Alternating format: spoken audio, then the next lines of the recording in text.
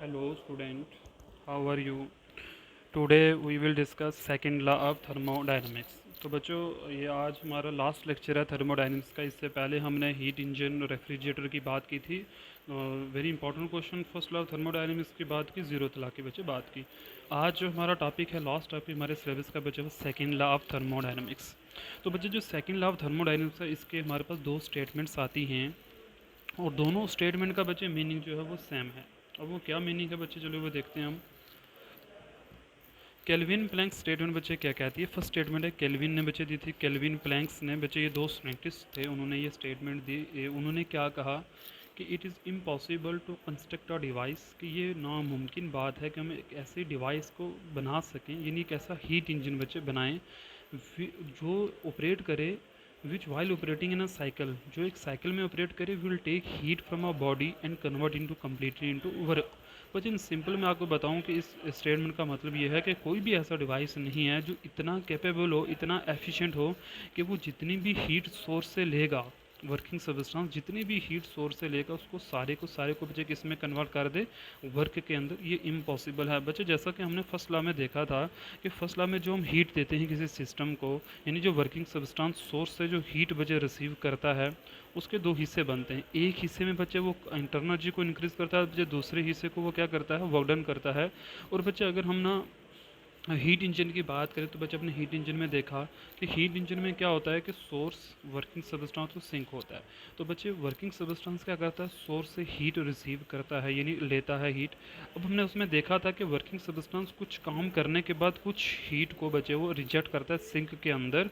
यही बच्चे हम बताना चाहते हैं कि कोई भी इंजन इतना एफिशिएंट नहीं है कि जितनी भी हीट वो बच्चे सोर्स से लेगा, उसको पूरे को पूरे वो किस में कन्वर्ट कर दे बच्चे, वर्क के अंदर। It is impossible. वो कुछ ना कुछ हिस्सा हमेशा बच्चे किस में रिजेक्ट करेगा, सिंक के अंदर उसने करना ही करना है। तो बच्चे ये स्टेटमेंट है हमारे पास, केल्विन प्लैंक स्टेटमेंट क्या कहती है कि इट इज़ इम्पॉसिबल, ये नामुमकिन बात है कि हम एक ऐसा डिवाइस बना दें जो क्या करे कि हीट ले बॉडी से और उसको पूरे को बच्चे किस में कन्वर्ट कर दे, वर्क के अंदर। ये पॉसिबल नहीं है। जैसे बच्चे मैंने लिखा, no heat engine has ever been design, आज तक बच्चे को हीट इंजन ऐसा नहीं बना which can operate in a cycle, जो एक ऐसे साइकिल में ऑपरेट करे, यानी हीट ले बॉडी से और उस पूरी की पूरी हीट को बच्चे किस में कन्वर्ट कर दे, वर्क के अंदर। ये पॉसिबल नहीं है। हमेशा कुछ ना कुछ हीट बच्चे जो है वो कोल्डर बॉडी के अंदर रिजेक्ट होती ही होती है। आई होप कि बच्चा आपको केल्विन प्लैंक स्टेटमेंट समझ में आ जाएगी।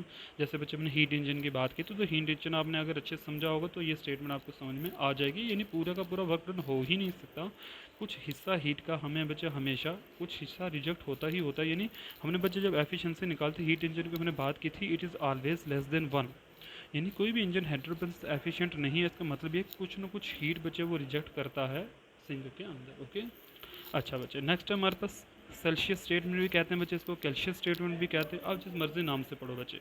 अब ये क्या कहता है कि कोई भी एक ऐसा इंजन बनाना नामुमकिन है जो एक साइकिल में ऑपरेट करे और बच्चे वो खुद ब खुद क्या करे, हीट कोल्डर बॉडी से हॉटर बॉडी की तरफ। मान लो बच्चे एक बॉडी है हमारे पास ए और एक बॉडी है बी। ये ए बॉडी है और बच्चे ये क्या है, बी बॉडी। मान लो ये जो टेम्परेचर है बच्चे इसका 30 डिग्री है और इसका 40 डिग्री है। तो बच्चे खुद ब खुद कभी भी ऐसा नहीं होगा कि ए से हीट ट्रांसफ़र करे बी के अंदर, यानी कोल्डर बॉडी से हॉटर बॉडी के अंदर खुद ब खुद सेल्फ कभी बच्चे हीट ट्रांसफ़र नहीं होती। कुछ ना कुछ हमें बच्चे एक्सटर्नल वार्डन करना ही पड़ता है, कोई ऐसा डिवाइस हमें लगाना ही पड़ता है।